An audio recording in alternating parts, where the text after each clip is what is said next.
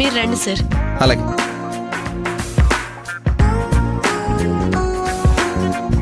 పెద్దమ్మ ఆపింది కాబట్టి బ్రతికిపోయాడు, లేదంటే ఈరోజు అతనంతా తేల్చేదాన్ని. రాధా, శ్యామ్ గారికి కాఫీ తీసుకురా. ఆఫీస్లో ఇచ్చాను కదా, ఇక్కడ కూడా నేనే ఇవ్వాలా? ఆయన మన గెస్ట్, మాట్లాడకుండా వెళ్ళి కాఫీ తీసుకురా. తెస్తాలే. ఇష్టం లేనప్పుడు ఎందుకు ఇబ్బంది పెట్టడం? అది తింగర్ది సార్, దాన్ని పట్టించుకోకండి మీరు.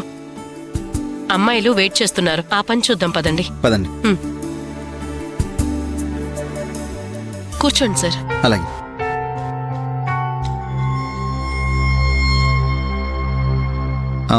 రాజలక్ష్మి గారు, వాళ్ళకన్నీ క్లియర్గా చెప్పారు కదా?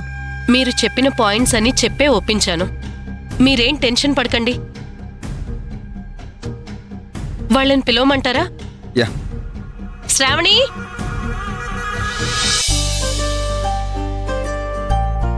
కూర్చో. హలో అండి. హలో.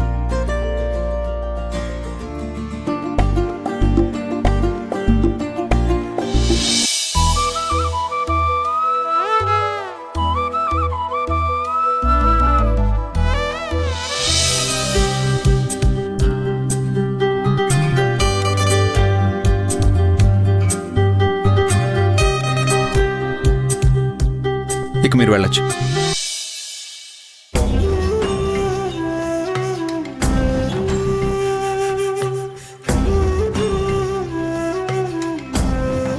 ఏమైంది సార్?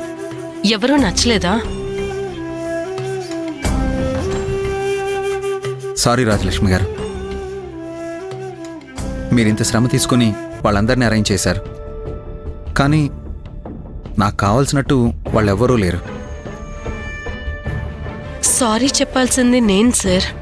మీరు అప్పగించిన బాధ్యతని సరిగ్గా నిర్వర్తించలేకపోతున్నాను.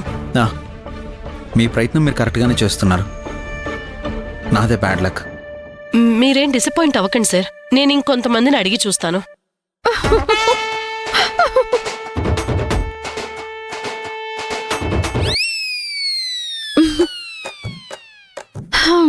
మీరు ఎంతమందిని అడిగినా ఇలాంటి ఐడియాలను సపోర్ట్ చేసే వాళ్ళు దొరకరు. ఒకవేళ దొరికినా ఇదిగో ఇలా తలా తోక లేకుండా మాట్లాడే వాళ్ళే ఉంటారు. ఏంటి ఎగతాళి చేస్తున్నావా? వాస్తవం చెప్తున్నాను సార్. మీకు కావలసిన వాళ్ళు ఎందుకు దొరకడం లేదో తెలుసా? మీ ఆలోచన కరెక్ట్ కాదు కాబట్టి. ఏయ్, నువ్వు పిచ్చి పిచ్చిగా వాక్కు. ముందు వెళ్ళిక్కడి నుంచి. ఆగండి రాజలక్ష్మి గారు, నా ఆలోచన కరెక్ట్ కాదు అంటుందిగా, మరి ఏది కరెక్టో చెప్పనివ్వండి.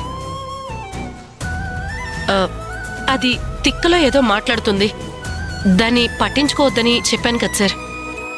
ఏయ్ రాధా, నీకిక్కడేం పనే, వెళ్ళు. అరే, ఆయన అర్థం పర్థం లేని ఆలోచనకి మీ అంతులేని ఆరాటం అంతా వృధా ప్రయాస పెద్దమ్మా. రాధా, నువ్వు చెప్పాలనుకున్నదేదో సూటిగా చెప్పు. మీరు వెతకాల్సింది మీ కూతురికి అమ్మని, అమ్మగా నటించే వాళ్ళని కాదు. అమ్మనివ్వలేకే కదే కూతుర్లో అమ్మ అనే ఆలోచన తీసేయాలి అని అనుకున్నారు. ఇప్పుడు నువ్వు ఎవరినో ఒకరిని తీసుకువెళ్ళి నీ కూతురికి అమ్మగా పరిచయం చేసి తన మీద ఆ పాపకి ద్వేషం కలిగేలా ప్రవర్తిస్తే నీ సమస్య తీరిపోతుంది అనుకుంటున్నావు. నిజానికి అలా జరగదు. ఎందుకు జరగదు? ఎందుకంటే అలా చేస్తే పాపకి అమ్మాయి మీద ద్వేషం కలుగుతుంది, కానీ అమ్మ మీద కలగదు. ఈ అమ్మ బాలేదు నాన్నా, నాకు ఇంకో అమ్మని తీసుకురా అని అడుగుతుంది. అప్పుడేం చేస్తారు? ఎంతమందిని ఇలా ఒప్పించి నటించడానికి తీసుకెళ్తారు?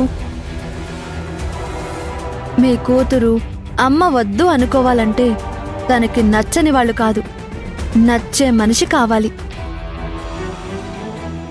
ఆ మనిషి ముందు పాపకి దగ్గరయ్యి అమ్మ ప్రేమను పంచాలి, ఆప్యాయంగా చూసుకోవాలి. ఆ తర్వాత మెల్లిమెల్లిగా పాప మనసులో ద్వేషం పెంచేలాగా ప్రవర్తించాలి. అప్పుడే పాపకి అమ్మ మీద మనసు విరుగుతుంది. ఆ తర్వాత తనకు అమ్మగా వచ్చిన అమ్మాయి తన మీద ప్రేమతో కాదు డబ్బు మీద ఆశతో అమ్మలా నటించడానికి వచ్చింది అని తెలియాలి. అప్పుడు ఆ పాపకి కన్నతల్లి స్థానాన్ని ఎవరూ భర్తీ చేయలేరు అనిపిస్తుంది. ఆ క్షణం నుంచి కొత్తమ్మ కావాలి అన్న తన ఆలోచన విరమించుకుంటుంది.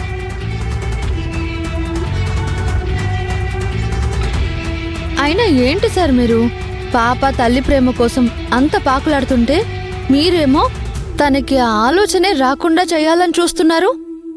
తప్పు కదా? ఇవన్నీ చేసే బదులు మీరు ఇంకో పెళ్లి చేసుకుంటే మీ సమస్య తీరిపోతుంది కదా.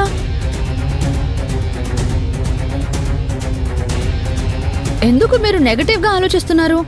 అందరూ చెడ్డవాళ్ళు స్వార్థపరులే ఉండరు కదా. అదృష్టం బాగుండి పాపని కన్న తల్లిలా చూసుకునే అమ్మాయే మీ జీవితంలోకి రావచ్చు కదా.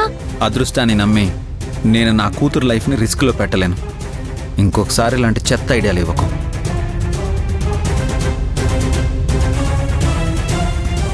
ఛ! బుద్ధుందా నీకు? నిన్నెవరే తలదూర్చమన్నారు? ఆయన మంచి కోసమే చెప్పాను. వెనకపోతే పోనీ, నాకు పోయేదే ఉంది.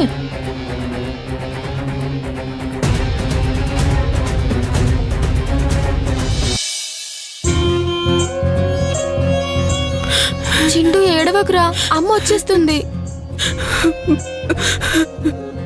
ఏంట్రా ఇక్కడ కూర్చున్నారు? నాన్న, వదిన ఇంట్లో లేదన్నయ్య, ఎక్కడికి వెళ్ళిందో తెలియడం లేదు. చాలాసేపటి నుండి ఎదురు చూస్తున్నాం. మనం అమ్మని మోసం చేశామని కోపం వచ్చి ఇల్లు వదిలి వెళ్ళిపోయిందేమో నాన్న. నాకు అమ్మ కావాలి నాన్న, అమ్మని తీసుకునిరా. నేను అమ్మని తీసుకొస్తాను, నువ్వు ఏడవకు. మీరు లోపలికెళ్ళి కూర్చోండి, వెళ్ళండి.